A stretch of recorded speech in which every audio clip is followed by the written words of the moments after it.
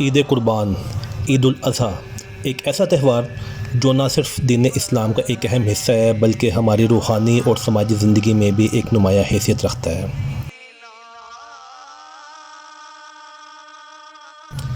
عید الاضحیٰ کی بنیاد حضرت ابراہیم علیہ السلام کی اس عظیم قربانی پر رکھی گئی جب حضرت ابراہیم علیہ السلام نے اللہ تعالیٰ کے حکم پر اپنے بیٹے حضرت اسماعیل علیہ السلام کو قربان کرنے کا عزم کیا۔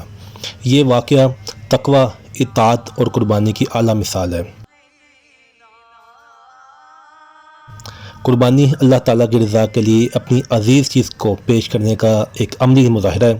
یہ عمل انسان کے دل میں اللہ کی محبت اور تقوی کو مضبوط کرتا ہے۔ قربانی کا مقصد صرف جانور ذبح کرنا نہیں بلکہ اس کے ذریعے اللہ تعالیٰ کے ساتھ اپنے تعلق کو مضبوط کرنا ہے۔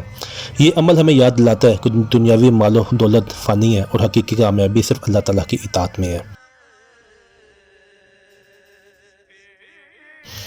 عید الاضحیٰ کے موقع پر مسلمان اپنے قربانی کی گوشت کو دوستوں، رشتہ داروں اور غریبوں میں تقسیم کرتے ہیں۔ یہ عمل معاشرے میں مساوات اور بھائی چارے کو فروغ دیتا ہے۔ قربانی کے ذریعے وہ لوگ بھی گوشت کھانے کے قابل ہو جاتے ہیں جو عام طور پر عام دنوں میں یہ نعمت حاصل نہیں کر پاتے۔ یہ سماجی عدل کا بہترین مظاہرہ ہے۔ عید الاضحیٰ کے دوران جانوروں کی خرید و فروخت، کسائیوں کے کام اور کھالوں کی تجارت سے کئی لوگوں کو روزگار کے مواقع ملتے ہیں۔ قربانی کے جانوروں کی کھالیں چمڑے کی صنعت کے لیے قیمتی مواد فراہم کرتی ہے جو ملک کی معیشت کو مستحکم کرنے میں ایک اعلیٰ کردار ادا کرتی ہے۔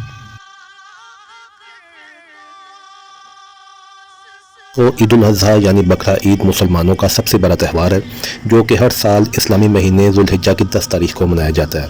ایک نہایت ہی وسیع پیمانے پر اس موقع پر پیسے کی گردش ہوتی ہے اور دو اہم کام جو اس موقع پر سر انجام ہوتے ہیں وہ ہیں قربانی اور حج۔ حج اسلام کا ایک بنیادی رکن بھی ہے۔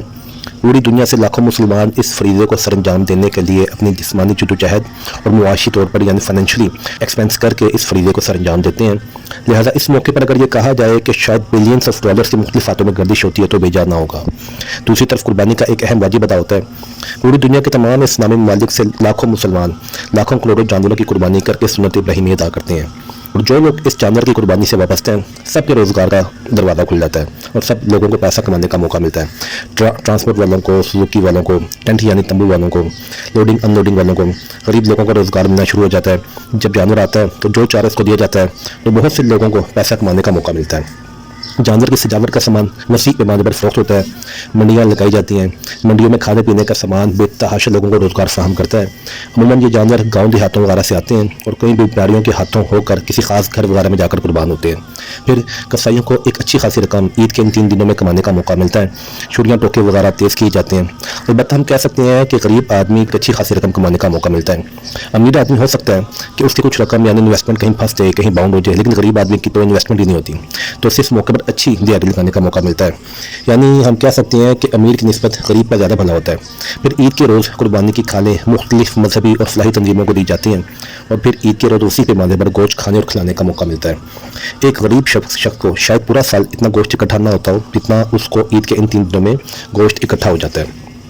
عموماً پیسہ شہروں سے دیہاتوں کی طرف جاتا ہے اور جن لوگوں نے جانور سارا سال پالے ہوتے ہیں ان کو اپنے مختلف کام یہ جانور بیچ کر سر انجام دینے کا موقع ملتا ہے۔ جس نے شادیاں کرنی ہوتی ہیں وہ شادیاں کرتا ہے، جس نے کوئی زمین خریدنی ہے وہ اس زمین کی پیمنٹ کرتا ہے اور جس نے دوبارہ یہ کاروبار کرنا وہ شخص دوبارہ پھر جانور خریدتا ہے۔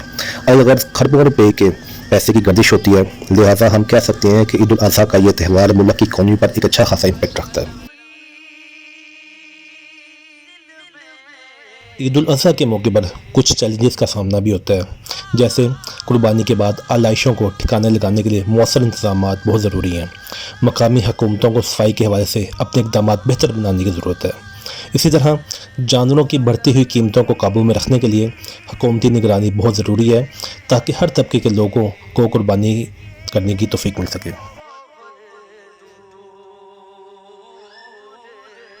دوستو، عید الاضحیٰ میں اللہ تعالیٰ کی رضا کے لیے قربانی دینے کا سبق سکھاتی ہے اور سماج میں اتحاد، محبت اور تعاون کو فروغ دیتی ہے۔ آئیے اس عید پر ہم اس کے اصل مقصد کو سمجھتے ہوئے قربانی کے جذبات کو اپنی زندگی میں شامل کرنے کا عہد کرتے ہیں۔ اللہ تعالیٰ ہم سب کو اپنی رضا کے راستے پر چلنے کی توفیق عطا فرمائے، آمین۔